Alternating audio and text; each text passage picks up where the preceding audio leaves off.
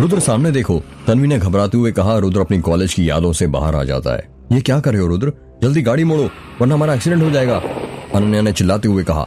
रुद्र गाड़ी मोड़, अर्जुन ने चिल्लाते हुए कहा। जल्दी कर रुद्र, पीयूष ने कहा। रुद्र जल्दी गाड़ी मोड़, समीर ने चिल्लाते कहा। रुद्र जिप्सी चला ही रहा था कि तभी अचानक उसके सामने एक ट्रक आ जाता है और वो जल्दी से स्टीयरिंग घुमाता है और जिप्सी मोड़ देता है। थैंक गॉड, बाल बाल बचे, अनन्या ने कहा। रुद्र तू पागल है क्या, ऐसे कौन गाड़ी चलाता है, कहाँ खो गया था गाड़ी चलाते चलाते, अर्जुन ने कहा। सॉरी यार, पता ही नहीं क्या हो गया था, रुद्र ने कहा। चल ठीक है, पर अब अच्छे से चलाना वरना तू हमें गोंदिया ले जाने से पहले भगवान के पास ले जाएगा, पीयूष ने कहा।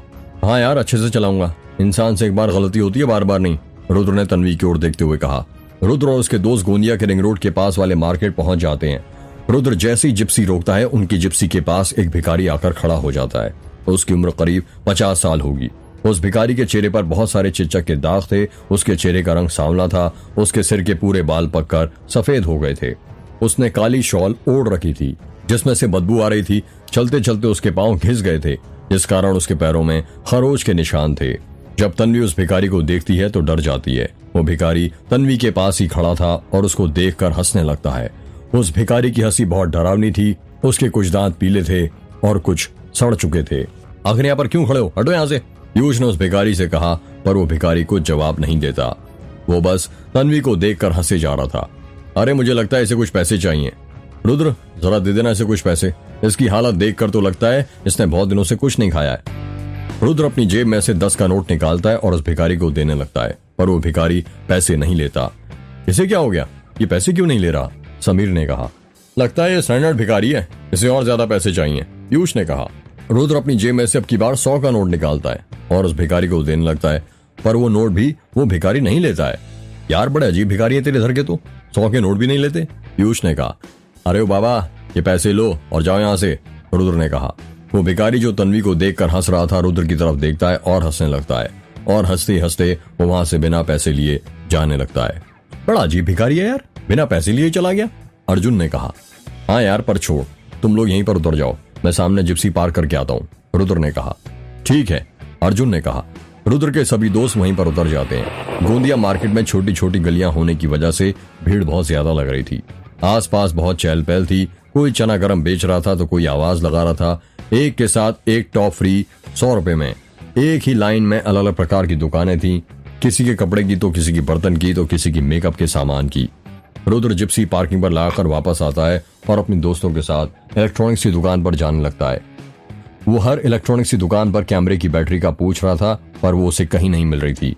वो और उसके दोस्त लोग कैमरे की बैटरी ढूंढते ढूंढते परेशान हो जाते हैं। यह आखिरी दुकान है, यहाँ पर भी नहीं मिली तो फिर कहीं नहीं मिलेगी।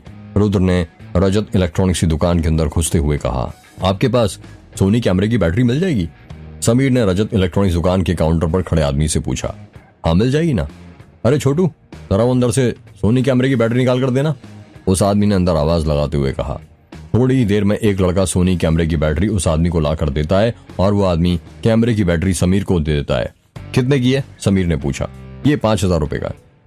इतनी महंगा, पर हमारे यहाँ तो 4500 रुपए की मिलती है और इस पर लिखा भी इतना ही है, समीर ने कहा।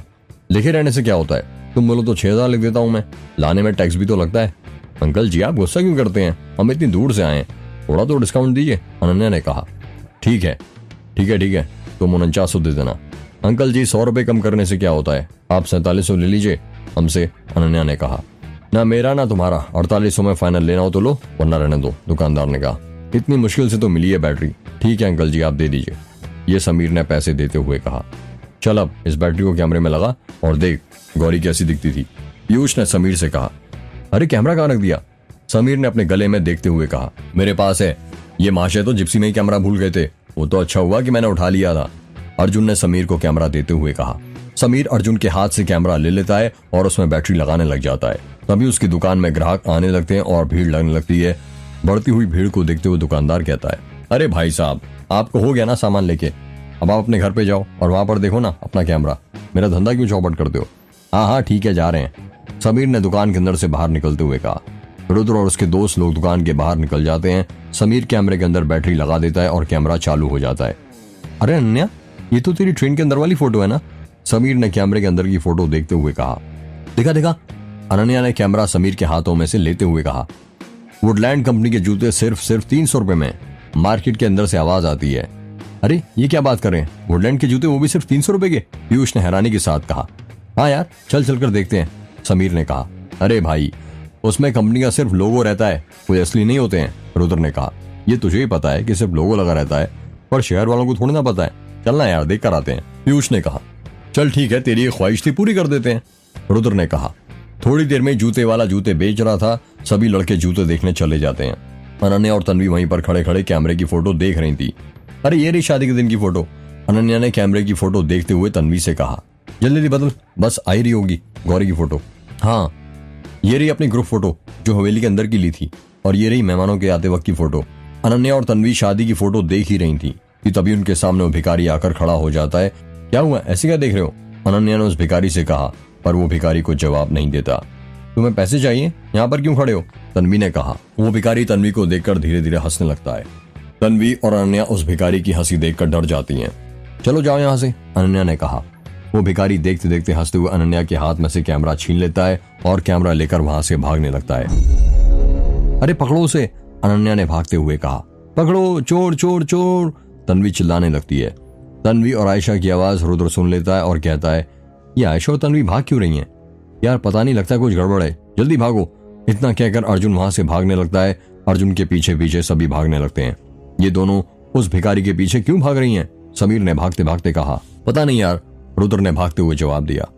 मुझे ऐसा क्यों लग रहा है जैसे भिखारी तेरा कैमरा चुरा कर भाग रहा है, पीयूष ने भागते हुए कहा। लग नहीं रहा है, उसके हाथ में सच में समीर का कैमरा है, तेज भागो वरना वो लेकर भाग जाएगा, अर्जुन ने कहा। सभी लोग और तेज भागने लगते हैं। सभी लड़के भागते हुए अनन्या और तन्वी के पास पहुंच जाते हैं। रुद्र, ये भिखारी तो चोर निकला, पकड़ो उसे, अनन्या ने भागते भागते कहा। हाँ पकड़ ही रहा हूँ, रुद्र ने भागते हुए कहा। रुद्र के दोस्त लोग उस भिखारी का पीछा करने लगते हैं। वो भिखारी और तेज भागने लगता है। रुद्र के दोस्त लोग उस भिखारी का पीछा कर ही रहे थे कि तभी वहां से एक शिव बारात निकलने लगती है, जिसमें बहुत सारे श्रद्धालु लगे थे। जय महाकाल शिव बारात में एक श्रद्धालु ने नारा लगाया, हर हर महादेव, हर हर महादेव, जय भोलेनाथ। श्रद्धालु लोग नारे लगा रहे थे। श्रद्धालुओं की भीड़ शिव भगवान के नारे लगाते हुए निकल रही थी कि तभी उस भीड़ में वो भिखारी घुस जाता है और उसी के पीछे पीछे रुद्र और उसके दोस्त लोग भी घुस जाते हैं और उस भिखारी को ढूंढने लगते हैं। रुद्र और उसके दोस्त लोग उस भिखारी के पीछे ही थे कि देखते ही देखते वो भिखारी उस भीड़ में कहीं गायब हो जाता है। कहाँ चला गया, रुद्र ने भीड़ में भिखारी को ढूंढते हुए कहा। पता नहीं यार, अभी थोड़ी देर पहले तो यही था, समीर ने कहा। हाँ यार, कहाँ चला गया, अर्जुन ने कहा। अब क्या करें गाइस, मुझे नहीं लगता वो मिलने वाला है, तन्वी ने कहा। तुमने ठीक कहा, मुझे भी यही लगता है, अनन्या ने कहा। थोड़ी देर में शिव बारात की भीड़ चली जाती है और उसी के साथ वो भिखारी भी कहीं गायब हो जाता है। क्या करें अब, समीर ने कहा। चलो पुलिस स्टेशन कैमरा चोरी होने की रिपोर्ट लिखवानी पड़ेगी, रुद्र ने कहा। यार फिर वो अजय का चेहरा देखना पड़ेगा और वो माखनलाल, उसके अलग नाटक होते हैं, पीयूष ने मुंह बनाते हुए कहा। जाना तो पड़ेगा, क्या कर सकते हैं, अर्जुन ने कहा। रुद्र और उसके दोस्त लोग पुलिस स्टेशन पहुंच जाते हैं। शाम के 4 बज रहे थे। वो लोग जैसे ही पुलिस स्टेशन के अंदर घुसते हैं, उन्हें कुर्सी पर बैठे हुए अजय और माखनलाल मिल जाते हैं। अजय और माखनलाल दोनों टेबल के पास बैठकर चाय पी रहे थे। रुद्र और उसके दोस्तों को आता हुआ देख माखनलाल हंसते हुए कहता है, अरे कुंदन, जरा 6 चाय बोल देना, लेमन वाली, थोड़ा नींबू ज्यादा डलवा देना। नहीं माखनलाल जी, इसकी कोई जरूरत नहीं है, हम चाय पी कर आए हैं और वैसे भी हम लेमन टी नहीं पीते, पीयूष ने कहा। आइए आइए, आ गए आप लोग, मुझे तो लगा आप गौरी की फोटो मुझे व्हाट्सएप कर देंगे, आप लोग तो खुद ही यहाँ पर चलकर आ गए। वो इंस्पेक्टर साहब, आपको गौरी की फोटो नहीं मिल सकती, अनन्या ने कहा।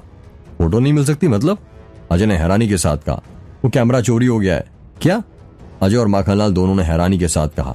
क्या कहा, कैमरा चोरी हो गया, माखनलाल ने कहा। कैमरा चोरी हो गया, पर कैसे? तुम लोगों को तो पता है ना गौरी की फोटो मिलना हमारे लिए कितना जरूरी है। हाँ पता है, पर वो हम कैमरे की बैटरी लेने गोंदिया गए थे और वहीं से अनन्या के हाथ से भिखारी वो कैमरा चोरी करके भाग गया, समीर ने कहा। क्या कहा, एक भिखारी? तो उस भिखारी को पकड़ा क्यों नहीं, अजय ने कहा। वो हम लोग उसे बस पकड़ने ही वाले थे, पर तभी मार्केट में शिव बारात निकली और वो भिखारी उसमें कहीं गायब हो गया, अर्जुन ने कहा। ये लगा क्या रखा है तुम लोगों ने, कभी मंडप से दुल्हन गायब हो जाती है तो कभी कैमरा लेकर शिव बारात में से कोई भिखारी गायब हो जाता है। हमारे पास कोई और काम नहीं है क्या, जो सिर्फ तुम लोगों का सामान ही ढूंढते रहे, माखनलाल ने कहा। सॉरी, पर क्या कर सकते हैं, हमें थोड़ी पता था कि मार्केट में से कोई कैमरा भी चोरी कर लेगा, तन्वी ने कहा। माखनलाल, यदि अब हमें गौरी को ढूंढना है तो उससे पहले वो भिखारी को ढूंढना पड़ेगा। पता लगाओ मार्केट में कितने भिखारी चोर हैं और इन लोगों की रिपोर्ट लिखा लो। जी साहब। रुद्र और उसके दोस्त लोग माखनलाल के पास रिपोर्ट लिखवाने लगते हैं। माखनलाल रिपोर्ट लिख ही रहा था कि तभी अर्जुन देखता है कि माखनलाल जिस टेबल पर बैठा था वहां पर 6 नींबू रखे थे।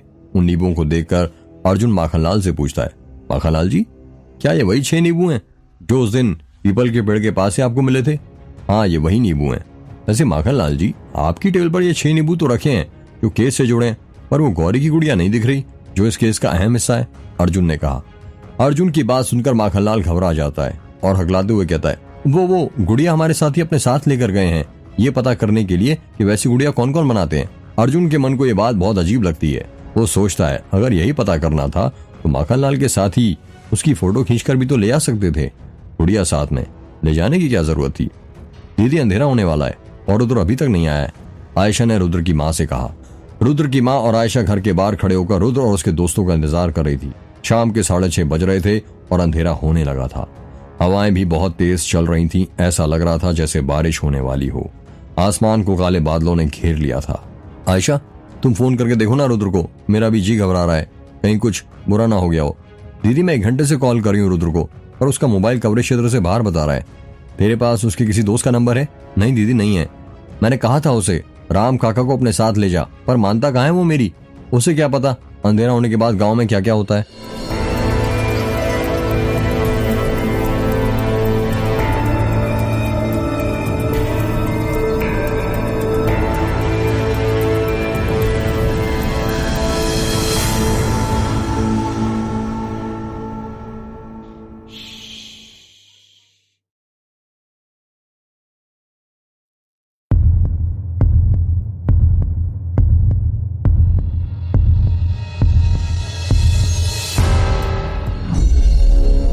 दीदी, मैं रुद्र के चाचा को बोलूं क्या पता करने को कि बच्चे अभी तक क्यों नहीं आए? आयशा ने कहा। नहीं आयशा, रहने दे, संतोष यूं ही परेशान होगा। एक तो वैसे भी दिन भर घर का सारा कारोबार संभालता है और ऊपर से अब ये। दीदी, इसमें परेशान होने वाली बात क्या है? आखिर रुद्र भी तो हमारा ही लड़का है ना। हाँ आयशा, पर संतोष को भी तो आराम की जरूरत है, दिन भर काम करके थक जाता होगा। थोड़ी देर और इंतजार कर लेते हैं, रुद्र आ ही रहा होगा, शायद रास्ते में ही हो, रुद्र की माँ ने कहा। ठीक है दीदी, जैसी आपकी इच्छा। रुद्र और उसके दोस्त लोग जिप्सी में थे। वो लोग रिपोर्ट लिखवाकर वापस घर जा रहे थे। शाम के 7 बज रहे थे और धीरे धीरे अंधेरा होने लगा था।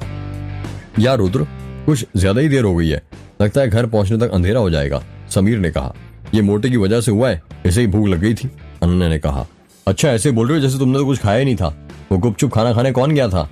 मेरी वजह से नहीं, तुम्हारी वजह से हुई है इतनी देर, पीयूष ने कहा। मेरी नहीं, तुम्हारी। नहीं, तुम्हारी वजह से। अच्छा, अब ये भी बोल दो कि कैमरा भी मेरी वजह से ही चोरी हुआ है, पीयूष ने कहा। देखो पीयूष, तुम मुझे ब्लेम करना बंद करो, मेरी थोड़ी कोई गलती है यदि कैमरा उस भिखारी ने चुरा लिया तो। नहीं, गलती तो हमारी है जो हमने तुम्हारे हाथ में कैमरा दिया था। तुम कहना क्या चाहते हो? हम लड़कियां कमजोर होती हैं जिनके हाथों से कोई भी कभी भी कोई चीज चुरा कर ले जा सकता है? हाँ, बिल्कुल सही समझा तुमने, मैं यही कहना चाहता हूँ। देखो पीयूष, अब तुम गलत वे में ले जा रहे हो, तन्वी ने कहा। गलत वे में पीयूष नहीं, तुम जा रही हो तन्वी। तुम लड़कियां कभी कभी अपनी गलती मानती नहीं हो। अब हो गई गलती तो मान लो ना, थोड़ी ना गलती मानने से तुम लड़कियां छोटी थोड़ी ना हो जाओगी, रुद्र ने कहा। क्या क्या गलती? किस बात की रुद्र?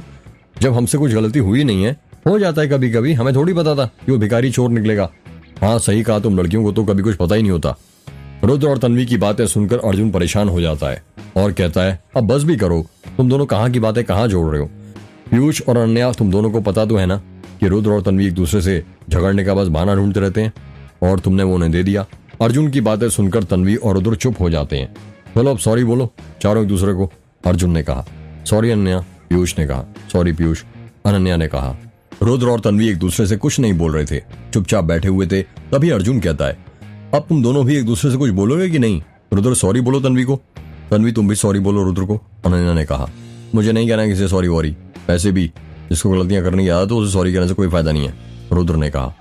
और मुझे भी किसी से सॉरी नहीं कहना, जिसे माफ करना आता ही नहीं उसे सॉरी कहने से क्या फायदा, तन्वी ने कहा। तुम दोनों ना कभी नहीं सुधरोगे, जिद्दी के जिद्दी रहोगे, अनन्या ने अपने सिर पर हाथ रखते हुए कहा। रुद्र जिप्सी चला ही रहा था कि तभी अचानक वो जिप्सी चलाते चलाते ब्रेक लगा देता है, जिस कारण सभी लोगों का बैलेंस बिगड़ जाता है। क्या हुआ रुद्र, तूने ये अचानक ब्रेक क्यों लगा दिए? वो तो अच्छा हुआ तूने ज्यादा कसकर ब्रेक नहीं लगाया, वरना जिप्सी पलट जाती और हम लोग नीचे होते, समीर ने कहा। हाँ यार रुद्र, तू पगला रहा है क्या धीरे धीरे, अर्जुन ने कहा। ये सब छोड़, पहले तू ये बता, तूने मेघ गांव के शुरुआती दरवाजे के पास जिप्सी क्यों रोक दिया? पीयूष ने सामने मेघ दरवाजे को देखते हुए कहा। सब लोग हैरान हो जाते हैं ये देखकर कि रुद्र ने मेघ दरवाजे के पास जिप्सी क्यों रोकी है। दरवाजे के पास बहुत अंधेरा था और दरवाजे पर लगे ताबीज चुनर ताले भी दिखाई नहीं दे रहे थे। रुद्र, तू ठीक तो है ना? समीर ने कहा। माखनलाल पुलिस स्टेशन में बैठा हुआ था और सो रहा था। तभी वहां पर अजय आ जाता है और माखनलाल पर चिल्लाते हुए कहता है, माखनलाल, क्या तुम यहाँ सोने आते हो? जब माखनलाल ने अजय की चिल्लाने की आवाज सुनी तो बोलकर उठ जाता है और अजय को सैल्यूट करते हुए कहता है, जय हिंद साहब, जय हिंद। अजय कुछ जवाब नहीं देता। थोड़ी देर बाद वो कहता है, वो नींबू जो हमें पीपल के पेड़ के पास से मिले थे, उस पर किसी के फिंगरप्रिंट के निशान मिले? साहब, एक हैरान करने वाली बात सामने आई है। क्या? अजय ने जल्दी से पूछा। उस नींबू पर किसी के भी हाथ के निशान नहीं थे। ऐसा कैसे हो सकता है? जब किसी ने उन नींबुओं को पीपल के पेड़ के पास रखा होगा तो किसी के तो हाथ के निशान छपे होंगे उस पर। ऐसे अचानक बीच जंगल में कहां से आ जाएंगे नींबू, वो भी पीपल के पेड़ के नीचे? साहब, हाथों के निशान तो तब छपे होंगे ना जब किसी इंसान ने उन नींबुओं को पकड़ के नीचे रखा होगा। अब भूतों के हाथों के निशान नहीं छपते हैं। फिर बकवास माखनलाल। बकवास नहीं साहब, आप ही सोच कर देखिए कि नींबू पर किसी के हाथों के निशान क्यों नहीं आए। हो सकता है जिस तरह तुमने उन नींबुओं को ग्लव्स पहनकर उठाया हो, वैसे ही उस मुजरिम ने भी ग्लव्स पहनकर उन नींबुओं को वहां पर रखा हो। चलिए मान लिया कि मुजरिम ने ग्लव्स पहनकर वो नींबू के पेड़ के नीचे रखे, और ये बताइए उस मुजरिम ने 6 नींबू ही क्यों पीपल के पेड़ के नीचे रखे? वो कम या ज्यादा भी तो हो सकता था। और ये सब छोड़िए, वो मुजरिम नींबू पीपल के पेड़ के पास रखकर करना क्या चाहता था? साहब, मेरी बात मानिए, वो नींबू से काला जादू ही करना चाहता था। कहते हैं नींबू का प्रयोग सबसे ज्यादा काले जादू के लिए किया जाता है। माखनलाल, वो मुजरिम नींबुओं से काला जादू करना चाहता था या क्या फिर कुछ और करना चाहता था? ये तो अब तभी पता चलेगा ना जब वो मुजरिम पकड़ा जाएगा। और अभी तो हमारा पूरा शक उस भिखारी पर जाता है जिसने कैमरा चोरी किया है। उसने जाने अनजाने में कैमरा चोरी किया या किसी ने उससे कराया है, हमें यह पता करना है। और ये तभी पता चलेगा जब हम उसे पकड़ेंगे। आपने ठीक कहा साहब, इसका मतलब हमारा अभी एक ही मकसद है, उस भिखारी को पकड़ना। हाँ, तुमने ठीक कहा माखनलाल, वो भिखारी है जो अब हमें गौरी तक पहुंचा सकता है। रुद्र, बताना तूने यहाँ पर मेघ दरवाजे के पास जिप्सी क्यों रोकी? अनन्या ने पूछा। यार, वो मुझे ऐसा लगा कि मैंने वो भिखारी को यहाँ पर देखा, रुद्र ने कहा। क्या बात कर रहा है? पीयूष ने हैरानी के साथ कहा। तूने सच में उसे यहाँ पर देखा? समीर ने कहा। हाँ भाई, सच बोल रहा हूँ। पर वो यहाँ पर क्या करेगा? समीर ने कहा। पता नहीं, रुद्र ने जवाब दिया। हो सकता है वो हमारा कैमरा वापस करने आया हो, अनन्या ने कहा। तुम पागल हो रही हो क्या अनन्या? कोई चोर चोरी करने के बाद चोरी के बाद सामान कभी वापस करने आता है क्या? पीयूष ने कहा। हो सकता है अच्छा चोर हो और कैमरे का यूज करना नहीं आता हो, इसलिए हमें कैमरा वापस करने आया हो, अनन्या ने कहा। तुम कितनी बेवकूफों वाली बातें कर रही हो अनन्या। अगर उस भिखारी को कैमरे का यूज करना नहीं आता तो उसे बेचकर कुछ पैसे तो कमा सकता था ना। या मैं वापस करने और खुद को पुलिस के हवाले करने थोड़ी ना आएगा, पीयूष ने कहा। अभी ये सब छोड़ो, इसका फैसला बाद में हो जाएगा कि वो भिखारी यहाँ पर आया क्यों था। पहले उसे ढूंढो तो सही कि वो कहाँ पर गया है, रुद्र ने कहा। हाँ रुद्र ठीक कह रहा है, अर्जुन ने कहा। सभी लोग जिप्सी से नीचे उतर जाते हैं और उस भिखारी को ढूंढने लगते हैं। यारों, मुझे नहीं लगता वो भिखारी इतने अंधेरे में हमें मिल सकता है। एक तो पहले से ही काला है, ऊपर से काली शॉल ओढ़कर घूमता है, और यहाँ पर इतना अंधेरा है मुझे कुछ दिखाई नहीं दे रहा, पीयूष ने कहा। बेवकूफ, लगता है भगवान ने सारी बुद्धि हम लड़कियों को ही दी है। मोबाइल का तू दिन भर यूज करता है, कभी उसके टॉर्च को भी यूज कर लिया कर, अनन्या ने कहा। अरे हाँ यार, मैं तो भूल ही गया था। सभी लोग अपने मोबाइल के टॉर्च ऑन कर लेते हैं और उस भिखारी को ढूंढने लगते हैं। वो लोग अलग अलग जगह पर उस भिखारी को ढूंढ रहे थे। मिला क्या? रुद्र ने कहा। नहीं यार, नहीं मिला, अर्जुन ने टॉर्च पेड़ पौधे पर मारते हुए कहा। उन लोगों को भिखारी को ढूंढते ढूंढते काफी वक्त हो गया था, पर वो उन्हें कहीं नहीं मिल रहा था। समीर परेशान हो जाता है और कहता है, यार रुद्र, हो सकता है तेरी आंखों को कुछ धोखा हुआ हो। नहीं भाई, सच में मैंने उसे यहीं देखा था। तो फिर कहाँ चला गया अचानक? पता नहीं यार कहाँ चला गया। ये भिखारी भी ना बड़े अजीब हैं। गोंदिया से इतनी दूर यहाँ मेघ गांव के इस भूत के दरवाजे तक आ गया। यदि आना ही था तो डायरेक्ट तेरे गांव बलमाटोला आ जाता, हमें उसे ढूंढने में तो आसानी होती, पीयूष ने कहा। हाँ यार, पर वो चोर तेरी तरह समझदार नहीं था ना, अर्जुन ने हंसते हुए कहा। एक बात बता, तुझे अंधेरे में डर तो नहीं लग रहा, इसलिए तू ये सब बोल रहा है, समीर ने कहा। पागल हो रहा है क्या? मैं क्यों डरूं भला? वो तो बस ऐसे ही। तो फिर तेरी फट क्यों रही है? मेरी नहीं फट रही। यार गाइस, बस करो तुम ये पागलों जैसी बातें करना। मुझे नहीं लगता यहाँ पर वो भिखारी होगा। हो सकता है रुद्र से देखने में कोई गलती हो गई हो, अनन्या ने कहा। रुद्र कुछ सोचते हुए कहता है, हाँ शायद तुम ठीक कह रही हो अनन्या। कभी कभी हम लोग दिन भर जिनके बारे में सोचते हैं और बातें करते रहते हैं, उनकी सूरत हर जगह देखने को लगती है। मेरा वहम ही होगा, वरना वो भिखारी यहाँ पर क्या करेगा। चलो चलते हैं वापस। रुद्र वापस से जिप्सी में बैठने लगता है और उसी के पीछे उसके दोस्त जिप्सी में बैठ जाते हैं। रुद्र जैसी जिप्सी चालू करता है, अर्जुन उस जिप्सी में से उतर जाता है। अरे तू जिप्सी में से उतर क्यों गया? समीर ने कहा। अर्जुन जिप्सी में बैठ, हमें देर हो रही है, घर पर माँ और चाची इंतजार कर रही होंगी, रुद्र ने कहा। अर्जुन किसी की बातों का कोई जवाब नहीं दे रहा था। वो बस चुपचाप मेघ दरवाजे की ओर बढ़ रहा था। हे अर्जुन, तू दरवाजे के पास क्यों जा रहा है? तन्वी ने कहा। अर्जुन रुक जा, भूल गया क्या राम काका ने बताया था, इस दरवाजे के पास उस औरत के चिल्लाने की आवाज सुनाई देती है। पीयूष ने कहा। रुक जा भाई, आगे मत बढ़, अगर कुछ गड़बड़ हो गई तो लेने के देने पड़ जाएंगे। समीर ने कहा। तुम्हें वो दिख रहा है? अर्जुन ने दरवाजे की ओर बढ़ते हुए हाथ से इशारा करते हुए कहा। क्या? सबने एक साथ कहा। यार वो दरवाजे के ऊपर रेड लाइट चमक रही है, अर्जुन ने अपना हाथ ऊपर करते हुए कहा। अर्जुन दरवाजे के ऊपर जिस जगह की बात कर रहा था वहां पर लाल रंग की छोटी सी लाइट जल रही थी जो बंद चालू हो रही थी। सभी लोग जिप्सी से नीचे उतर जाते हैं और अर्जुन के पास जाने लगते हैं। यार ये लाइट तो कैमरे की रेड लाइट की तरह चमक रही है, तन्वी ने कहा। हाँ सही कहा यार, अनन्या ने कहा। अर्जुन उस दरवाजे के पास पहुंच जाता है और अपने मोबाइल का टॉर्च ऑन करके दरवाजे के ऊपर जहां पर रेड लाइट जल रही थी वहां पर मारने लगता है। ये तो कैमरे की तरह लग रहा है, कहीं समीर ये तेरा कैमरा तो नहीं? अर्जुन ने कहा। क्या बात कर रहा है यार? समीर ने हैरानी के साथ कहा। हाँ यार सच, देख आकर। समीर भागते हुए दरवाजे के पास जाता है और अर्जुन के हाथ में मोबाइल लेकर दरवाजे के ऊपर टॉर्च मारने लगता है। हाँ यार तूने सही कहा, ये तो मेरा ही कैमरा है, समीर ने दरवाजे के ऊपर देखते हुए कहा। पर ये यहाँ पर कैसे आया और इसे दरवाजे के ऊपर किसने लटकाया? तन्वी ने कहा। पता नहीं यार, अनन्या ने हैरानी के साथ कहा। चल ये सब छोड़, ये बाद में पता लगाएंगे कि कैमरा यहाँ पर कैसे आया। पहले ये सोचो कि इस कैमरे को इतनी ऊपर से नीचे कैसे उतारें, अर्जुन ने कहा। कैमरा दरवाजे के 8 फुट ऊंचाई पर लटक रहा था। सुन, मैं जिप्सी को यहाँ दरवाजे तक लेकर आता हूँ। समीर तू जिप्सी के ऊपर खड़ा होकर कैमरा नीचे उतार लेना, तेरी हाइट ज्यादा है, तू पहुंच जाएगा वहां तक, रुद्र ने कहा। ठीक है जल्दी ला, समीर ने कहा। दीदी काफी देर हो गई है, अब मैं रुद्र के चाचा से बोल देती हूँ, रुद्र और उसके दोस्तों के बारे में पता करने के लिए, आयशा ने रुद्र की माँ से कहा। अच्छा ठीक है, रुद्र की माँ ने कहा। आयशा और रुद्र की माँ हवेली के पास सोफे पर बैठकर बातें कर रही थी। आयशा अपनी जगह से उठती है और ऊपर वाले कमरे में जाने लगती है। वो सीढ़ियों के पास पहुंची थी कि तभी भागते भागते स्वाति आती है और कहती है, रुद्र भैया और उसके दोस्त आ गए हैं, माँ और बड़ी माँ। रुद्र की माँ और आयशा जब ये खबर सुनती हैं तो खुश हो जाती हैं और दोनों भागते हुए हवेली के दरवाजे के पास जाने लगती हैं। रुद्र और उसके दोस्त जिप्सी में से उतर जाते हैं और हवेली के अंदर जाने लगते हैं। अरे रुद्र बेटा तू आ गया, इतनी देर क्यों लगा दी? रुद्र की माँ ने कहा। रुद्र तुम्हें जरा भी अंदाजा है हमें तुम्हारी कितनी फिक्र हो रही थी? माँ और चाची हम घर के अंदर चलकर बात करें? और मैं ठीक हूँ, आप लोग फिक्र मत कीजिए मेरी, मुझे बहुत प्यास लगी है। हाँ हाँ क्यों नहीं, चलो घर के अंदर चलकर बात करते हैं, आयशा ने कहा। सब लोग घर के अंदर चले जाते हैं।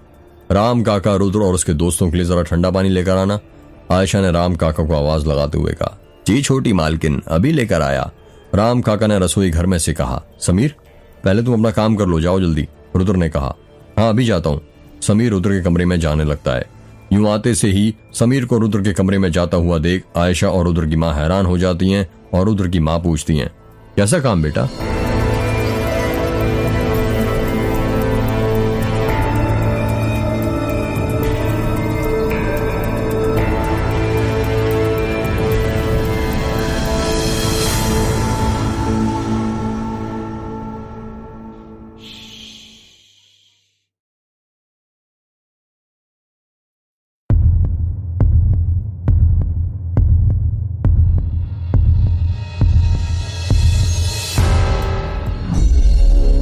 वो माँ बात यह है कि जब हम कैमरे की बैटरी लेने गए थे तो एक भिखारी ने हमारा कैमरा चोरी कर लिया था, रुद्र ने कहा। क्या कैमरा चोरी हो गया? रुद्र की माँ ने हैरानी के साथ कहा। हे भगवान, आयशा ने अपने सिर पर हाथ रखते हुए कहा। पर कैमरा कैसे चोरी हो गया बेटा?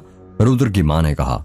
तुम्हें पता है ना रुद्र, वो कैमरा हमारे लिए कितना इंपॉर्टेंट था, अगर गौरी की फोटो हमें नहीं मिलेगी तो हम उसे ढूंढेंगे कैसे? आयशा ने कहा। माँ चाची आप दोनों पहले मेरी पूरी बात तो सुन लीजिए। कैमरा चोरी होने के बाद हमने गोंदिया के पुलिस स्टेशन में उसकी रिपोर्ट लिखवा दी थी और जब हम वापस आ रहे थे तो जिस भिखारी ने हमारा कैमरा चोरी किया था वो मुझे मेघ दरवाजे के पास दिखा। क्या मेघ दरवाजे के पास? रुद्र की माँ और आयशा दोनों ने हैरानी के साथ कहा। हाँ मेघ दरवाजे के पास, वहां पर हमें वो भिखारी तो नहीं मिला पर मेघ दरवाजे के पास ऊपर हमारा कैमरा हमें लटका हुआ मिला। पर वहां पर उस भिखारी ने क्यों लटकाया था कैमरा और मेघ दरवाजे के पास ही क्यों? रुद्र की माँ ने कहा। ये तो हमें नहीं पता कि उस भिखारी ने मेघ दरवाजे के पास ही कैमरा क्यों लटकाया, अर्जुन ने कहा। फिर तुमने गौरी की फोटो देखी कैमरे में? आयशा ने कहा। नहीं चाची, उस भिखारी ने कैमरा चालू ही रख दिया था और उसकी बैटरी खत्म हो रही थी, तभी उसमें रेड लाइट जल रही थी तो अर्जुन को जलती हुई दिखाई दी और जब हमने उस कैमरे को उठाया तो वो बंद हो गया। समीर कमरे में कैमरा ही चार्ज करने गया है। अच्छा ठीक है, क्या रुद्र तुमने अजय को बता दिया कि कैमरा वापस मिल गया है? रुद्र की माँ ने कहा। नहीं माँ, मैं बहुत थक गया था, मैं उसे कल कॉल करके बता दूंगा। ठीक है, रुद्र की मां ने कहा। ये समीर अभी तक आया क्यों नहीं? अभी तक तो चार्ज हो गया होगा ना कैमरा, तन्वी ने कहा। हाँ यार, अभी तक तो आ जाना चाहिए था, पीयूष ने कहा। आई थिंक हमें ऊपर चलकर देखना चाहिए, अनन्या ने कहा। मुझे भी यही लगता है, तन्वी ने कहा। सब लोग ऊपर वाले कमरे में जाने लगते हैं। जब सब लोग ऊपर वाले कमरे में पहुंचते हैं तो देखते हैं कि कैमरा तो चार्ज पर लगा था, पर समीर कहीं दिखाई नहीं दे रहा था। सब लोग हैरान हो जाते हैं ये सोचकर कि समीर कहाँ चला गया। ये समीर कहाँ चला गया कैमरा चार्ज पर लगाकर? तन्वी ने कहा। पता नहीं यार, अर्जुन ने कहा। समीर, समीर कहाँ है तू? पीयूष ने समीर को आवाज लगाते हुए कहा। समीर समीर अर्जुन आवाज लगाता है। तभी वॉशरूम का गेट खुलता है और वहां से समीर निकल कर आता है। समीर का चेहरा पानी से भीगा हुआ था। उसके चेहरे के साथ उसके बाल भी पानी से गीले हो गए थे। समीर ने अपने गले में सफेद रंग का टॉवल लपेट रखा था, जिससे वो अपना गीला चेहरा और गीले बाल पोंछ रहा था। जब वो घर के सभी लोगों को एक साथ कमरे में देखता है तो हैरान हो जाता है और कहता है, क्या हुआ? आप सब लोग एक साथ यहाँ पर आकर क्या कर रहे हो? और पीयूष, तू मेरा नाम लेकर क्यों चिल्ला रहा था? तू कहाँ था? पीयूष ने कहा। वॉशरूम में लोग क्या करने जाते हैं बेवकूफ, समीर ने जवाब दिया। समीर की बात सुनकर अनन्या हंसने लगती है।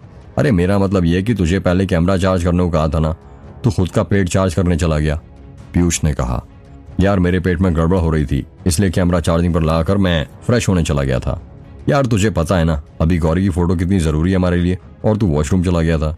अरे ये तो नॉर्मल सी बात है ना, आएगी तो जाऊंगा ही ना, समीर ने कहा। यार गाइज, ये सब बाद में डिस्कस कर लेना कि क्या जरूरी है क्या नहीं। जिस काम के लिए हम यहाँ आए थे पहले वो काम कर लो। क्या हम गौरी की फोटो देख लें? तन्वी ने कहा। हाँ तन्वी सही कह रही है। इतना कहकर समीर अपने गीले हाथ टॉवल से साफ करता है और कैमरा ऑन करने लगता है। समीर जब कैमरा ऑन करता है तो उसकी आंखें खुली की खुली रह जाती हैं। क्या हुआ, तू कुछ बोलेगा? रुद्र ने कहा। कैसी दिखती थी गौरी? अर्जुन ने कहा। क्या गौरी इतनी खूबसूरत थी कि तू कुछ बोल नहीं पा रहा है? पीयूष ने कहा। समीर अपना मुंह छोटा सा करके कहता है, यार इसके अंदर तो एक भी फोटो नहीं है। क्या? सभी लोगों ने एक साथ हैरानी से कहा। सब फोटो किसी ने डिलीट कर दिए, इसके अंदर एक भी फोटो नहीं है। यार ऐसे कैसे हो सकता है? रुद्र ने कहा। हो सकता है कि उस भिखारी ने ही ये सब किया हो, अर्जुन ने कहा। पर वो ये सब क्यों करेगा? रुद्र ने कहा। पता नहीं, ये तो वो भिखारी बता सकता है। आई होप कि वो जल्दी पकड़ा जाए, अर्जुन ने कहा। एक यही उम्मीद थी गौरी की फोटो मिलने की, अब वो भी हमारे हाथ से चली गई। पता नहीं ये भगवान हमें कैसे कैसे दिन दिखा रहे हैं, रुद्र की मां ने कहा। आप उदास मत होइए दीदी, कोई ना कोई रास्ता जरूर निकल जाएगा, आयशा ने कहा। रात अंधेरे से लिपट कर सो रही थी। चांद अपना नूर धरती पर बिखेर रहा था। सुनसान रात में झिंगुरों के चींची करने की आवाजें सुनाई दे रही थीं। वो भिखारी जिसने कैमरा चोरी किया था वो धीरे धीरे अपने कदम रुद्र की हवेली की तरफ बढ़ा रहा था। वो अपने आसपास देख रहा था कि कहीं उसे कोई देख तो नहीं रहा है। वो डर डर के अपने कदम रुद्र की हवेली की तरफ बढ़ाता जा रहा था। वो काली शॉल जो वो हमेशा ओढ़ कर रखता था, उस शॉल से उसने अपना चेहरा ढक कर रखा हुआ था। वो भिखारी हवेली के दरवाजे तक पहुंच जाता है और वो भिखारी दरवाजा खटखटाने ही वाला था कि तभी वो देखता है हवेली के दरवाजे के बगल में एक बड़ा सा कील ठुका हुआ था, जो कि आयशा ने घर की दीवार पर ठोका था ताकि बुरा साया घर के अंदर ना घुस सके। वो भिखारी जैसे ही वो कील को देखता है वो अपने कदम पीछे हटा लेता है। वो अपने दाएं बाएं तरफ मुंडी घुमाता है और सोचता है कहीं उसे किसी ने देखा तो नहीं। थोड़ी देर बाद वो भिखारी जमीन पर पत्थर ढूंढने लगता है। उसे एक बड़ा सा पत्थर मिल जाता है जिसे वो आसानी से उठा सकता था। वो भिखारी उस पत्थर को उठाता है और उसे दरवाजे पर लगी कील को निकालने लगता है। ठक ठक ठक ठक ठक ठक पत्थर कील पर ठोकने की आवाज आ रही थी। रुद्र के घर में सभी लोग सो चुके थे, जिस कारण किसी को भी पत्थर कील पर ठोकने की आवाज सुनाई नहीं दे रही थी। पत्थर से कील के ऊपर नीचे ठोकने के कारण वो कील ढीली हो जाती है और दीवार से निकलकर नीचे जमीन पर गिर जाती है। सुनसान वातावरण होने के कारण टन कील के जमीन पर गिरने की आवाज सुनाई देती है। जैसे ही वो कील जमीन पर गिरती है वो भिखारी वहां से जाने लगता है और जाते जाते वो पत्थर रुद्र के बाड़े में फेंक देता है। वो भिखारी रुद्र की हवेली के पीछे जो जंगल था उस ओर बढ़ रहा था। थप थप थप उस भिखारी के पैरों के चलने की आवाज सुनाई दे रही थी। वो भिखारी डर डर के जंगल के अंदर के तालाब की ओर जाने लगता है। थोड़ी देर बाद वो भिखारी तालाब तक पहुंच जाता है। तालाब का पानी बहुत ठंडा था। चांद की रोशनी तालाब पर गिर रही थी, जिस कारण रात के अंधेरे में भी तालाब का पानी चमक रहा था। तालाब के आसपास बहुत शांति थी और वो भिखारी तालाब के पास जाता है और वहां पर बैठ जाता है। वो तालाब का ठंडा पानी अपने दोनों हाथों में लेता है और अपने चेहरे पर डालने लगता है। वो 5 बार तालाब का पानी अपने हाथ में लेता है और अपने चेहरे पर डालता है। फिर थोड़ी देर बाद कहता है, मुक्ति दो मुझे, मुक्ति दो मुझे। वो भिखारी बार बार बस यही चिल्लाए जा रहा था, मुक्ति दो मुझे, मुक्ति दो मुझे। वो भिखारी अपनी जगह से उठता है और पानी के अंदर मुक्ति दो मुझे, मुक्ति दो मुझे बोलते हुए जाने लगता है और देखते ही देखते वो पानी के अंदर डूब जाता है। थोड़ी देर बाद अचानक उस भिखारी की लाश अपने आप पानी के ऊपर आ जाती है। उस भिखारी की लाश की आंखें बंद थीं। देखते ही देखते उस भिखारी की लाश धीरे धीरे हवा में ऊपर उठने लगती है और पानी से 4 फुट ऊपर आकर अपने आप हवा में ही रुक जाती है। वो भिखारी की लाश धीरे से अपनी आंखें खोलती हैं जैसे उसके अंदर जान आ गई हो। उस भिखारी की लाश पर बस एक बनियान थी जो कि अपने आप फट जाती है और पानी के अंदर गिर जाती है। अचानक से उस भिखारी के पेट पर किसी का एक हाथ नजर आने लगता है और वो हाथ बार बार उस भिखारी के पेट पर घूमने लगता है। ऐसा लग रहा था जैसे उस भिखारी के पेट पर कोई हाथ फेर रहा हो। वो भिखारी हवा में लेटे लेटे ही कहता है, मुक्ति दो मुझे, मुक्ति दो।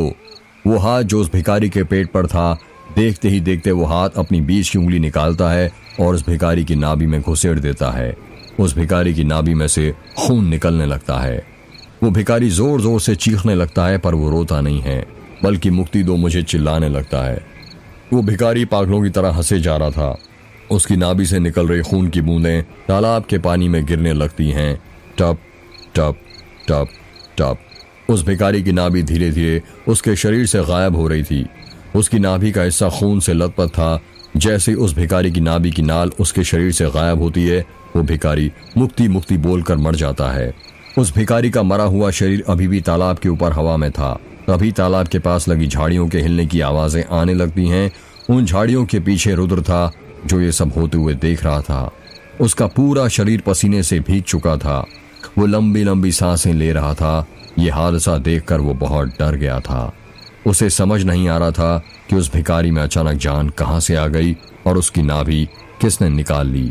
रुद्र, झाड़ी के पीछे छुपकर क्या कर रहे हो? यहाँ मेरे पास आओ ना। उस भिखारी की लाश ने लड़की की आवाज में कहा। रुद्र वो आवाज सुनकर डर जाता है और सोचता है कि जब ये मर गया है तो लड़की की आवाज में बात कैसे कर रहा है। रुद्र झाड़ियों के पीछे से भागने लगता है और भागते भागते जंगल की तरफ जाने लगता है। रुद्र अपनी पूरी जान लगाकर भाग रहा था। उसको पता था यदि वो रुका तो वो भी मर जाएगा। रुद्र भाग ही रहा था कि तभी उसको लगता है जैसे किसी ने पीछे से उसका पैर पकड़ लिया। वो भागते भागते रुक जाता है। अब तुम्हारी बारी है रुद्र, तुम्हें भी मुक्ति चाहिए ना? रुद्र के पीछे से लड़की की आवाज आती है। नहीं नहीं, मुझे कोई मुक्ति नहीं चाहिए। बोलते हुए रुद्र सपने से बाहर आ जाता है और वो एकदम बौखला कर उठता है। रुद्र की सांसें फूलने लगी थी। वो पसीने से पूरी तरह भीग चुका था। वो खुद से कहता है, थैंक गॉड, मैंने बस एक बुरा सपना देखा। अच्छा हुआ हकीकत नहीं थी, वरना मेरी तो जान ही निकल जाती। रुद्र के बगल में ही अर्जुन सो रहा था। वो उसे उठाता है। अर्जुन उठ, अर्जुन, अर्जुन उठ। रुद्र अपने हाथों से हिलाते हुए अर्जुन से कहता है। थोड़ी देर बाद अर्जुन उठ जाता है और रुद्र के शरीर को पसीने से भीगा हुआ देखकर पूछता है, ये तू पसीने से इतना भीगा हुआ क्यों है? सब ठीक तो है ना? रुद्र अपने सपने के बारे में अर्जुन को कुछ नहीं बताता। वो सोचता है अर्जुन बेवजह परेशान होगा। रुद्र अपने हाथों से अपने चेहरे का पसीना पोंछते हुए कहता है, यार इतनी गर्मी है कि पसीने से भीग गया हूं। डर मत, मुझे कुछ नहीं हुआ है। तेरे पास सिगरेट है क्या? हाँ है, पर तू कब से सिगरेट पीने लग गया? अर्जुन ने अपनी आंखें बड़ी करते हुए और रुद्र को घूरते हुए कहा, ये सब छोड़, पहले मुझे सिगरेट तो दे दे। यहाँ पर पिएगा क्या? नहीं यार, पागल हो रहा है क्या? यदि माँ ने देख लिया तो माँ जान ले लेगी। तो फिर कहाँ चलें? छत पर चल, वहां पर अभी कोई नहीं होगा। क्या रात के 3 बज रहे हैं भाई? तो क्या हुआ, सिगरेट पीने का क्या कोई वक्त होता है? जब याद आए तब पी लो। तो अभी रात के 3 बजे किसकी याद आ गई? यार बातें बनाना बंद करो, चुपचाप छत पर चल। ठीक है। अर्जुन और रुद्र छत पर चले जाते हैं। छत पर बहुत अंधेरा था, इसलिए रुद्र और अर्जुन अपने मोबाइल की टॉर्च ऑन कर लेते हैं। संभल कर आना, वरना सीधे ऊपर पहुंच जाएगा। रुद्र ने छत के ऊपर अंधेरे में चलते हुए कहा, हाँ भाई, तुझे कैसे पता कि मेरे पास सिगरेट है? मुझे क्या, सारे कॉलेज को पता है कि तेरी जेब में हमेशा सिगरेट रहती है। भूल गया कॉलेज के एग्जाम वाले दिन? अरे भाई, उस दिन को कौन भूल सकता है? उस दिन तो मैंने हिस्ट्री क्रिएट की थी। अर्जुन ने हंसते हुए कहा। उस दिन हमारा थर्मोडायनेमिक्स का एग्जाम था ना शायद? हाँ भाई, थर्मोडायनेमिक्स का ही एग्जाम था। RGPV के एग्जाम हॉल में लोग चिट के साथ पकड़े जाते थे और मैं सिगरेट के पैकेट के साथ पकड़ा जाता था। उस हादसे के कारण घर पर पापा की बहुत डांट सुननी पड़ी थी मुझे। वो तो अच्छा हुआ कि पापा भी पीते थे। उन्होंने बस ये कहा कि ऐसी भी क्या तलब कि 3 घंटे इंतजार नहीं कर सकते थे। पर उन्हें कैसे बताता कि मैं सिगरेट नहीं पीता, सिगरेट मुझे पीती है, ठीक मंटो साहब की तरह। तू और तेरा मंटो, चल अब सिगरेट दे मुझे। अर्जुन अपनी जेब में से सिगरेट और लाइटर निकालता है और रुद्र को देने लगता है। वही पुराना वाला लाइटर, अभी तक बदला नहीं। रुद्र ने लाइटर से सिगरेट जलाते हुए कहा, कुछ रिश्ते और कुछ दोस्त कभी नहीं बदलते तेरी तरह। वाह मेरे शेर, क्या शेर मारा है। अर्जुन और रुद्र सिगरेट के लंबे लंबे कश खींचने लगते हैं और बातें करने लगते हैं। तभी रुद्र को ऐसा लगता है कि उसने अपने बाड़े के पास किसी को देखा। रुद्र अर्जुन से बात करना छोड़कर बाड़े की तरफ देखने लगता है। रुद्र को एकदम से चुपचाप होता हुआ देख अर्जुन पूछता है, वह बाड़े में क्या देख रहा है?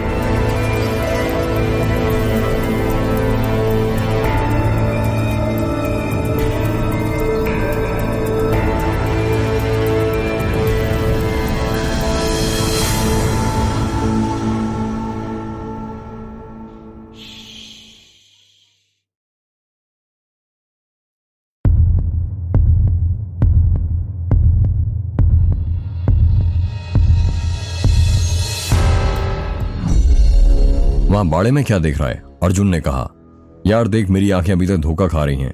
मुझे ऐसा लग रहा है जैसे वो भिखारी अभी नीचे बाड़े के पास खड़ा है। कहां पर? वो देख, रुद्र ने अपने हाथ से इशारा करते हुए कहा। अर्जुन उस ओर देखने लगता है जहां पर रुद्र ने अपने हाथ से इशारा किया था। ये तो काली शॉल ओढ़े वो भिखारी खड़ा है। अर्जुन ने हैरानी के साथ कहा, ये भिखारी मेरे बाड़े के पास क्या कर रहा है? पता नहीं यार, मुझे तो ये भिखारी पागल लगता है।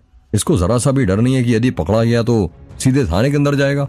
हाँ यार, पर ये यहाँ पर आया क्यों है और अंधेरे में क्या कर रहा है? पता नहीं, चल देखते हैं और पकड़ते हैं उसे। पूछे तो सही, इसने कैमरा क्यों चुराया था और कैमरे की फोटो क्यों डिलीट कर दी? हाँ चल। रुद्र और अर्जुन नीचे जाने लगते हैं। रुद्र अर्जुन के आगे चल रहा था। वो जैसी हवेली का दरवाजा खोलता है उसके पैर में वो कील गड़ जाती है जो उसके सपने में उस भिखारी ने दीवार पर से निकाली थी। वो कील रुद्र के पैर के तलवे में गड़ी थी, जिस कारण उसके तलवे में से खून निकलने लगता है। रुद्र हैरान हो जाता है ये सोचकर कि ये कील यहाँ पर कैसे आई, ये तो सपने में थी। क्या कर रहा है भाई, संभल कर चलना। और ये तेरे पैर में से खून कैसे निकल रहा है? अर्जुन ने कहा। यार कुछ नहीं, बस ये कील लग गई। जब अर्जुन उस कील को देखता है तो चौंक जाता है और सोचने लगता है कि ये नीचे कैसे गिरी। इसे तो रुद्र की चाची ने दीवार में लगाई थी, ज्यादा तो नहीं लगी। नहीं यार, चल उस भिखारी को पकड़ते हैं, रुद्र ने जमीन से उठते हुए कहा। हाँ चल। रुद्र और अर्जुन बाड़े की तरफ जाने लगते हैं। वो दोनों उसी जगह पर पहुंच जाते हैं जहां पर उन्होंने उस भिखारी को देखा था। यार यहीं पर तो था, कहां पर चला गया? रुद्र ने कहा। पता नहीं यार कहां चला गया, चल आसपास ढूंढते हैं। हाँ चल। रुद्र और अर्जुन आसपास उस भिखारी को ढूंढने लगते हैं, पर वो भिखारी उन्हें पूरे बाड़े में कहीं दिखाई नहीं देता। यार दिखा क्या? रुद्र ने पूछा। नहीं यार, लगता है बाहर चले गए। हाँ मुझे भी यही लगता है। यार वो देख, वहां पर कुछ हलचल हो रही है, अर्जुन ने बाड़े के बाहर इशारा करते हुए कहा। रुद्र अपना मोबाइल निकालता है और अर्जुन के हाथ की ओर टॉर्च मारते हुए पूछता है, कहां पर? वो वहां, चल। रुद्र और अर्जुन बाड़े के बाहर निकल जाते हैं और जंगल की तरफ जाने लगते हैं। ये रास्ता तो जंगल के तालाब की तरफ जाता है ना? अर्जुन ने कहा। हाँ। रुद्र और अर्जुन तालाब के रास्ते की तरफ बढ़ ही रहे थे कि तभी रुद्र रुकते हुए कहता है, रुक जा भाई, बहुत हुआ, अब इस चोट के साथ मैं और नहीं चल सकता। आई थिंक हमें वापस घर चल लेना चाहिए। पर वो भिखारी, हो सकता है कोई और हो, और वैसे भी इतना अंधेरा है, हो सकता है कोई कुत्ते के चलने की हलचल हो जिसे तू उस भिखारी की हलचल समझ गया हो। हाँ तू ठीक कह रहा है, चल घर चलते हैं, घर चल के मैं तेरे पैर पर पट्टी भी बांध दूंगा। अर्जुन और रुद्र वापस घर की तरफ जाने लगते हैं। पता नहीं ये भिखारी क्या चीज है, साए की तरह आता है और साए की तरह गायब हो जाता है। अर्जुन ने मन में बड़बड़ाते हुए कहा। सुबह के 8 बज रहे थे। रुद्र अपने दोस्तों के साथ सो रहा था, तभी उसका मोबाइल बजने लगता है। ट्रिंग ट्रिंग ट्रिंग ट्रिंग। Hello hello. रुद्र फोन उठाते हुए नींद में बोलता है, हेलो। अभी तक नींद पूरी नहीं हुई क्या, या रात भर जाग रहे थे? मोबाइल में से किसी की आवाज आती है। सॉरी पर आप कौन? मैंने आपको पहचाना नहीं। अरे भूल गए, मैं अजय बोल रहा हूँ, तुम्हारा बचपन का दोस्त और तुम्हारी होने वाली वाइफ की केस का इंचार्ज ऑफिसर। पर तुम्हें मेरा नंबर कहाँ से मिला? अरे हम पुलिस वाले हैं, तुम्हारा क्या, हम लोग तो अमेरिका के राष्ट्रपति का भी नंबर निकाल सकते हैं। तुमने सुबह सुबह मुझे कैसे याद कर लिया आज? मैंने सोचा सुबह सुबह घूमना सेहत के लिए अच्छा होता है, इसलिए तुम्हें भी इन्वाइट कर लेता हूँ। मतलब ये कि तुम और तुम्हारे दोस्त जितनी जल्दी हो सके तुम्हारे घर के पीछे वाले जंगल के तालाब पर आ जाओ। पर क्यों? रुद्र ने हैरानी के साथ पूछा। पुलिस वालों का काम लोगों के सवालों का जवाब देना नहीं, बल्कि उनसे सवाल पूछना होता है। मुझे आधा घंटे के अंदर मिलो तालाब के पास, समझे? इतना कहकर अजय फोन कट कर देता है। रुद्र सोचने लगता है कि अजय ने उसे और उसके दोस्तों को उसके घर के पीछे वाले जंगल के तालाब के पास क्यों बुलाया है। रुद्र अर्जुन, समीर और पीयूष को उठाते हुए कहता है, उठो उठो ओए उठो, तीनों जल्दी उठो। क्या हुआ यार? समीर ने उबासी लेते हुए कहा। यार हम सबको अभी तालाब पर चलना है। यार बाद में तालाब पर नहाने चले जाएंगे, पर अभी सोने दे। पीयूष ने नींद नहीं कहा। बेवकूफ, नहाने नहीं जाना, वहां पर पुलिस इंस्पेक्टर अजय हमारा इंतजार कर रहा है। उसका फोन आया था, उसने हमें भी वहीं पर बुलाया। पर क्यों? और तालाब के पास क्यों? अर्जुन ने कहा। वो खुद भी तो यहाँ पर आ सकता था, समीर ने कहा। पता नहीं यार, वो तो वहां पहुंचकर ही पता चलेगा। चलो उठो जल्दी, और तन्वी और अन्या को भी बता दो, उन्हें भी साथ लेकर जाना है, रुद्र ने कहा।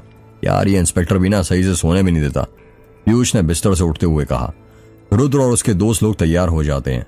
रुद्र ने जूते पहने हुए थे। रुद्र सीढ़ियों से लंगड़ा लंगड़ा कर नीचे उतर रहा था। उसकी माँ नीचे ही खड़ी थी। रुद्र को लंगड़ाते हुए चलते देख उसकी माँ उससे पूछती है, रुद्र ये तेरे पैर को क्या हुआ? ऐसे लंगड़ा कर क्यों चल रहा है? वो माँ कल रात कील घुस गई थी। कैसे और कौन सी कील? रुद्र की माँ ने हैरानी के साथ कहा। वो कील दरवाजे के पास गिरी हुई थी माँ, पता नहीं वहां पर कैसे आई। हे भगवान, वो कील कैसे गिर गई? आयशा ने कहा। क्या हुआ चाची, आपको कुछ पता है क्या उस कील के बारे में?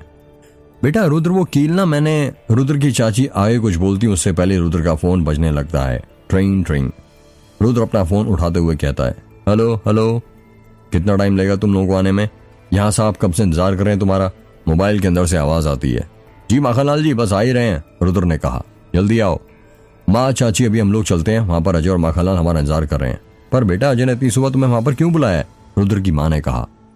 माँ अब ये तो वहां पर जाकर ही पता चलेगा, रुद्र ने घर से बाहर जाते हुए कहा। रुद्र और उसके दोस्त जिप्सी में बैठ जाते हैं और जंगल के तालाब वाले रास्ते पर जाने लगते हैं।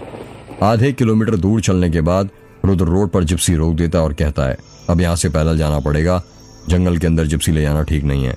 सब लोग उतर जाते हैं और जंगल के अंदर पैदल जाने लगते हैं।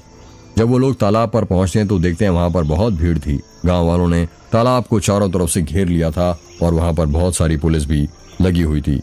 यार ये तालाब पर इतनी भीड़ कैसी है? समीर ने कहा। पता नहीं यार, ये सब क्या चल रहा है, रुद्र ने कहा। रुद्र और उसके दोस्त भीड़ को हटाते हुए अजय के पास पहुंच जाते हैं।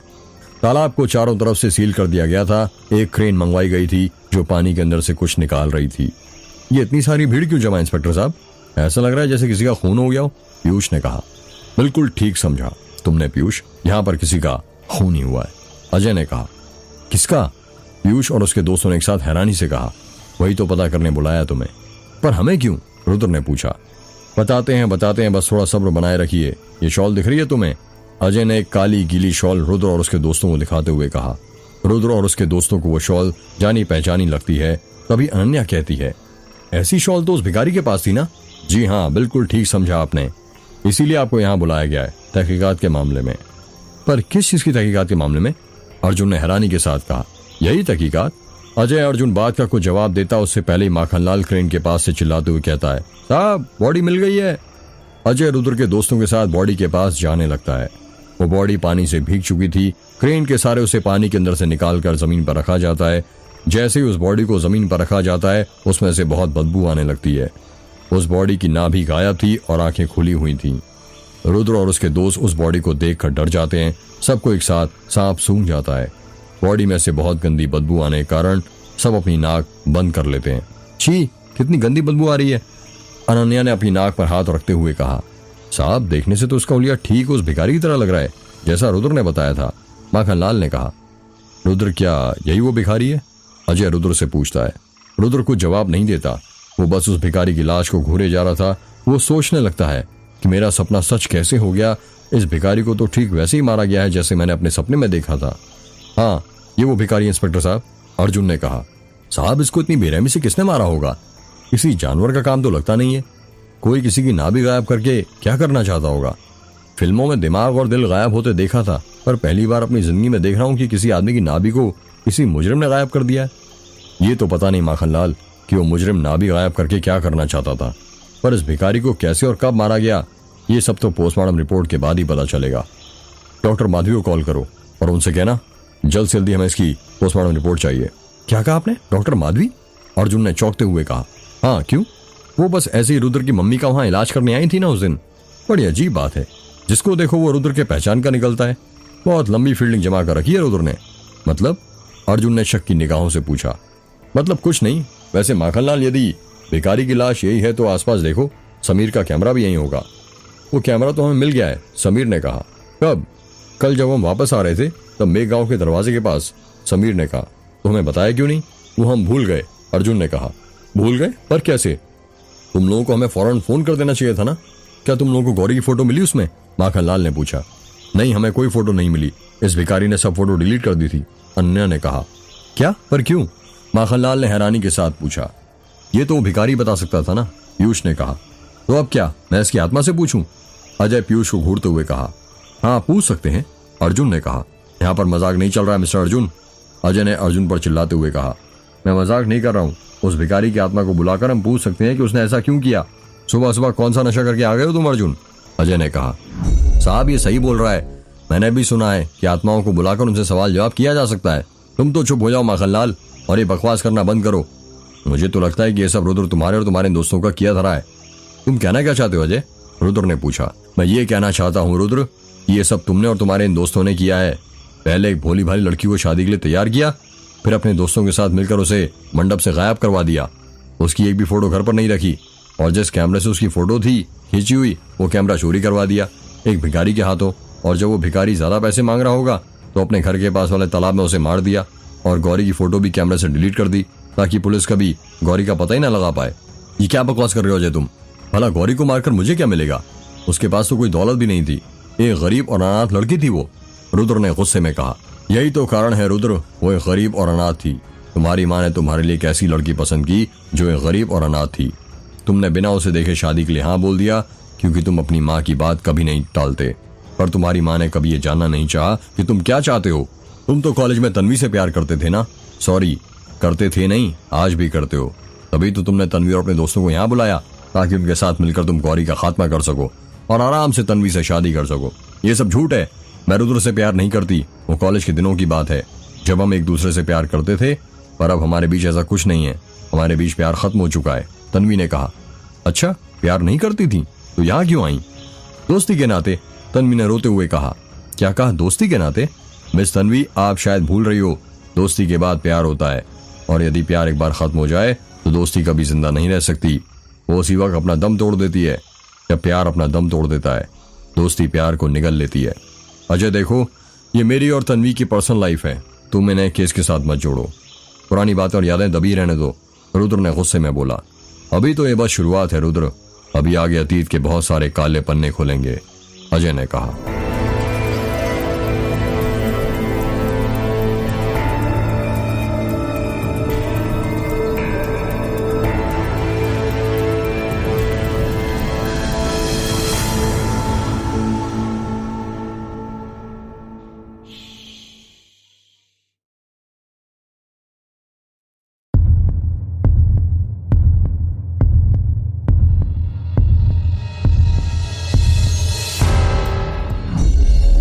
आपके पास क्या सबूत है कि ये सब हमने किया है? अर्जुन ने कहा। बस सबूत ही तो नहीं है मेरे पास, वरना इतना सब कहने की जरूरत ही नहीं होती। तुम लोग सीधे हवालात के अंदर होते। देखो अजय, तुम हमारी बचपन की दुश्मनी को बीच में मत लाओ, रुद्र ने कहा। रुद्र, तुम पागल हो रहे हो क्या? मैं तो बस अपना काम कर रहा हूँ। वो तो दिख ही रहा है किस तरह तुम अपना काम कर रहे हो। असली मुजरिम को पकड़ नहीं सकते, इसलिए बेवजह मुझ पर और मेरे दोस्तों पर इल्जाम लगा रहे हो। कौन बेकसूर है और कौन असली मुजरिम, उसका फैसला बहुत जल्द हो जाएगा रुद्र। हाँ ठीक है, पर तब तक तुम हमें परेशान करना बंद करो, और अब मैं अपने दोस्तों को लेकर अपने घर पर जा रहा हूँ। अगर कुछ भी पता चले तो इत्तला कर देना, इतना कहकर रुद्र अपने दोस्तों के साथ वहां से जाने लगता है। रुद्र के जाते ही अजय माखनलाल से कहता है, माखनलाल, ये रुद्र और उसके दोस्तों के कॉल ट्रैक करो, पता करो इन्होंने 1 महीने से कहां और किस नंबर पर ज्यादा बात की है। जी साहब, मैं भी करने को बोलता हूँ, पर साहब मेरे मन में एक सवाल था। आप पूछो माखनलाल, क्या सवाल था?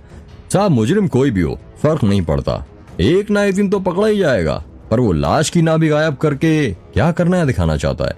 पता नहीं माखनलाल, मैं भी अपनी जिंदगी में पहला ऐसा केस देख रहा हूँ, बड़ी बेरहमी से मारा गया इसे। हाँ साहब, ऐसा करो, आसपास झाड़ियों जंगल में ढूंढो, कुछ तो सुराग छोड़ा ही होगा उस मुजरिम ने। कोई भी गुनहगार गुनाह करने के बाद कुछ ना कुछ तो जरूर भूल ही जाता है। जी साहब, मैं अभी अपनी पूरी टीम के साथ इस काम में लग जाता हूँ। रुद्र के दोस्त लोग हवेली पहुंच जाते हैं। हवेली के अंदर सभी लोग एक साथ बैठे हुए थे। बेटा, क्यों बुलाया था अजय ने तुम्हें? रुद्र की मां ने पूछा।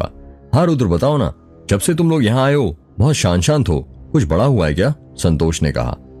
चाचा वो किसी ने उस भिखारी का खून कर दिया है और उसे मारकर जंगल के अंदर वाले तालाब में फेंक दिया है, रुद्र ने कहा। क्या? संतोष ने चौंक कर कहा। हाँ चाचा, पर उस भिखारी को मारकर किसका क्या फायदा होगा? संतोष ने कहा। पता नहीं चाचा, पर किसी ने उसे बहुत अजीब तरीके से मारा है। अजीब तरीके से मतलब? संतोष ने हैरानी के साथ पूछा। मतलब कि किसी ने उसको मारकर उसकी नाभि गायब कर दी है, अर्जुन ने कहा। क्या कहा? नाभि गायब कर दी है? रुद्र की मां ने चौंक कर कहा। हाँ आंटी जी, बहुत ही बेरहमी से मारा है किसी ने उसे। मेरी तो आंखों के सामने अभी तक वो लाश की शक्ल घूम रही है, जिसके बारे में सोच सोचकर मेरे रोंगटे खड़े हो रहे हैं। कितना डरावना लग रहा था उसका चेहरा, अनन्या ने कहा। हे भगवान, क्या उस लाश की आंखें खुली हुई थी और उनमें से खून निकल रहा था? आयशा ने कहा। हाँ आंटी जी, अनन्या ने कहा। क्या उसकी आंखों को देखकर ऐसा लग रहा था जैसे किसी ने अपनी दोनों उंगलियां उसकी आंखों में घुसा दी हो? हाँ आंटी जी, बिल्कुल ऐसा ही लग रहा था। क्या उसकी लाश पानी के अंदर डूबी हुई थी और सड़ने लगी थी? और क्या उसके अंदर से बहुत ही गंदी बदबू आ रही थी? आयशा ने कहा। हाँ आंटी जी, पर आपको ये सब कैसे पता? आप तो हमारे साथ वहां पर नहीं गई थी, अनन्या ने कहा। रुद्र के सभी दोस्त हैरान हो जाते हैं कि रुद्र की चाची को इतनी डिटेल्स कैसे पता चली। दीदी, इसको तो ठीक वैसे ही मारा गया है जैसे उन्हें मारा गया था, आयशा ने रुद्र की मां से कहा। उन्हें किसे चाची? रुद्र ने पूछा। रुद्र की चाची को जवाब नहीं देती रुद्र की मां रोने लगती है। आप रो क्यों रही हो मां? और बताइए ना, चाची वो कौन था जिसे वैसे ही मारा गया था जैसे इस भिखारी को मारा गया है? आयशा थोड़ी देर रुककर जवाब देती हैं। तुम्हारे पापा रुद्र। क्या? रुद्र ने चौंक कर कहा। हाँ रुद्र, तुम्हारे पापा उनकी मौत भी वैसी हुई थी जैसे तुम इस भिखारी की बता रहे हो। आज तक तुम्हारे पापा की मौत एक राज बनी हुई है, किसी को भी पता नहीं चला कि आखिर उनकी मौत कैसे हुई थी। मुझे आज भी वो दिन याद है। उस वक्त स्वाति मेरे पेट में थी और तुम शहर में अपनी पढ़ाई कर रहे थे। मैं, तुम्हारे पापा, तुम्हारे दादा, तुम्हारे चाचा और दादी एक शादी से वापस आ रहे थे। हम लोग मेघ के दरवाजे के पास पहुंचे ही थे कि अचानक हमारी जिप्सी वहां खराब हो गई। रात के 11:45 बज रहे थे। रुद्र और उसके दोस्तों को उस दिन की बात बताते बताते आयशा अतीत की यादों में खो जाती है और उसको याद आने लगता है कि उस दिन क्या क्या हुआ था। ये जिप्सी को क्या हो गया? तेज बहादुर ने कहा। पता नहीं भैया, चलते चलते अपने आप बंद हो गई, ड्राइवर की सीट पर बैठे, संतोष ने कहा। क्या हुआ जी, जिप्सी में पीछे बैठी? रुद्र की मां ने तेज बहादुर से कहा। वो जिप्सी खराब हो गई है, तेज बहादुर ने जवाब दिया। क्या? पर कैसे? मैंने कहा था ना, आपसे अच्छे से चेक कर लिया करिए निकलने से पहले, रुद्र की मां ने कहा। अब मैं क्या करूं, खराब हो गई तो। मैंने तो निकलने से पहले चेक किया था, सब कुछ ठीक ठाक था, तेज बहादुर ने चिढ़कर कहा। अब क्या होगा दीदी, गाड़ी को खराब भी होना था तो क्या इस मनूज दरवाजे पर होना था? आयशा ने कहा।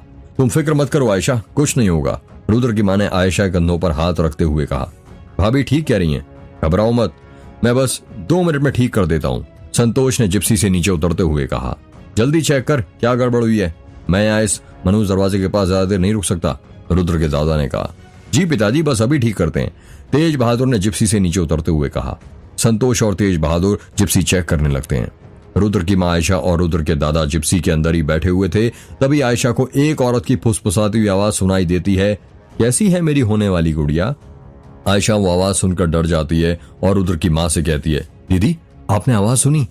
नहीं आयशा, मैंने तो कोई आवाज नहीं सुनी। आयशा को फिर वही आवाज सुनाई देती है, मेरी हाने वाली गुड़िया कैसी है? दीदी सुनिए ना, वो आवाज फिर आ रही है, आयशा ने रुद्र की मां का हाथ हिलाते हुए कहा। नहीं आयशा, मुझे तो कोई आवाज सुनाई नहीं दे रही, तुम्हारा कोई वहम होगा। छोटी बहू बड़ी बहू ठीक कह रही है, मैंने अभी कोई आवाज नहीं सुनी है, ये बस तुम्हारा वहम है, रुद्र के दादा ने कहा। संतोष जिप्सी के नीचे घुसकर जिप्सी ठीक कर रहा था, तभी उसे एक औरत की फुसफुसाती हुई आवाज सुनाई देती है। होने वाली गुड़िया कैसी है? संतोष तुम खुश तो होना उससे। संतोष वो आवाज सुनकर हैरान हो जाता है और जिप्सी के नीचे से ही कहता है, भैया आपने आवाज सुनी? कैसी आवाज संतोष? तेज बहादुर ने कहा। ऐसी जैसे कोई औरत फुसफुसाते हुए कह रही हो कि होने वाली गुड़िया कैसी है। नहीं संतोष, मैंने तो ऐसी कोई आवाज नहीं सुनी, शायद मुझे वहम हुआ होगा। संतोष फिर से जिप्सी ठीक करने में मसरूफ हो जाता है। थोड़ी देर बाद संतोष को फिर एक औरत की फुसफुसाती हुई आवाज सुनाई देती है। संतोष तू आयशा पर चिल्लाया मत कर और उसे मारा भी मत कर, अब तुझे लड़की होने वाली है तो इसमें उसका तो कोई दोष नहीं है ना। संतोष ये बात सुनकर हैरान हो जाता है कि इस औरत को कैसे पता कि उसने अपनी पत्नी की सोनोग्राफी करवाई थी, और जब उसे पता चला कि उसकी पत्नी के पेट में लड़का नहीं लड़की है तो उसने उस पर बहुत चिल्लाया था और उसे मारा भी था। कौन हो तुम और ये क्या बातें कर रही हो? संतोष ने धीरे से डरते हुए कहा। अरे तुझे लड़का चाहिए ना, पर तू फिक्र मत कर, अगली बार हो जाएगा। पर एक राज की बात बताऊं, क्या मैं तुझे तेरी होने वाली ये लड़की पहली और आखिरी बच्ची है? इसके बाद तेरी पत्नी आयशा कभी मां नहीं बन पाएगी। ये क्या बकवास कर रही हो तुम? संतोष ने गुस्से में बोला। मैं मजाक नहीं कर रही बल्कि सच कह रही हूँ। तूने कितनी मिन्नतें, कितनी पूजा, कितनी दवाइयां, क्या क्या खिलाया था अपनी पत्नी को लड़का होने के लिए, पर क्या फायदा होने? अब तो उसे लड़की होने वाली है ना। संतोष उस औरत की बातें सुनकर पसीने से भीग जाता है और सोचने लगता है, इस बारे में इतना सब कैसे पता? संतोष घबरा जाता है और झटके के साथ जिप्सी के नीचे से निकलता है और चुपचाप खड़ा हो जाता है। संतोष को जिप्सी के नीचे से बाहर निकलता देख तेज बहादुर उससे पूछता है, अरे क्या हुआ? जिप्सी ठीक हुई क्या? संतोष कुछ जवाब नहीं देता। उसके हाथ पैर कपकपा रहे थे, उसका माथा पसीने की बूंदों से भीगा हुआ था। अरे ये तुझे इतना पसीना क्यों आ रहा है? सब ठीक तो है ना? वो भैया, संतोष हकलाते हुए कहता है। क्या वो साफ कहेगा? कहना क्या चाहता है? भैया मैंने गाड़ी के नीचे एक औरत की फुसफुसाती हुई आवाज सुनी है। क्या बात कर रहा है? हाँ भैया। रुक, मैं अभी देखता हूँ। इतना कहकर तेज बहादुर जिप्सी के नीचे देखने लगता है। जब वो जिप्सी के नीचे देखता है तो उसे कोई औरत दिखाई नहीं देती है। वो जिप्सी के दाएं बाएं दोनों तरफ देखता है पर उसे कुछ दिखाई नहीं देता। कुछ भी तो नहीं है नीचे। तेज बहादुर ने जिप्सी के नीचे आजू बाजू देखते हुए कहा। तभी उसे एक औरत की फुसफुसाती हुई आवाज सुनाई देती है। क्या देख रहा है जिप्सी के नीचे सरपंच? तेज बहादुर के कुछ समझ नहीं आता कि वो आवाज कहां से आ रही थी। कौन? अरे मैं, जिसे तूने मुक्ति दिलाई थी, पुत्रिया।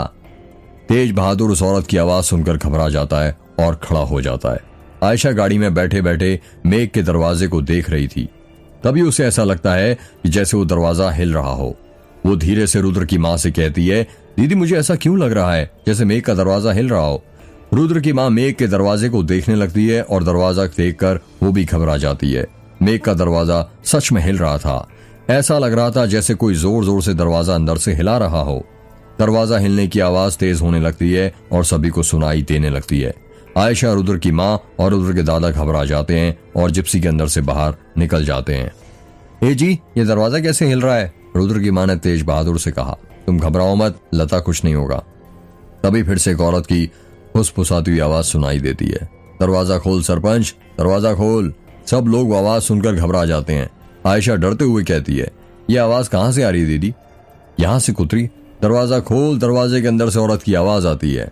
वो आवाज सुनकर सब लोग डर जाते हैं और एक दूसरे का हाथ पकड़ लेते हैं।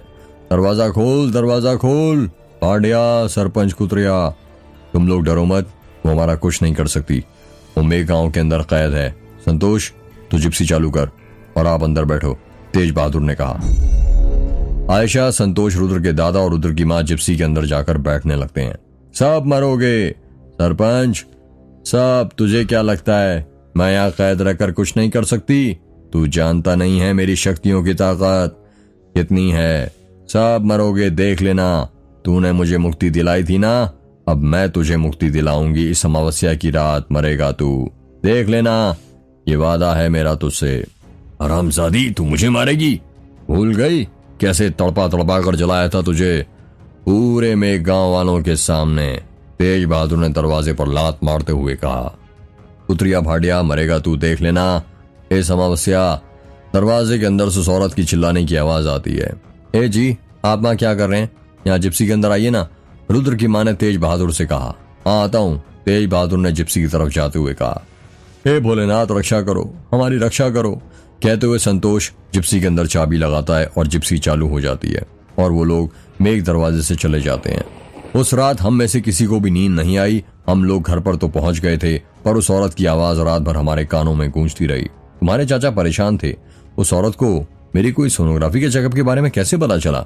उस औरत ने सही कहा था कि स्वाति के बाद मुझे कोई बच्चा नहीं होगा, और मुझे कोई बच्चा नहीं हुआ।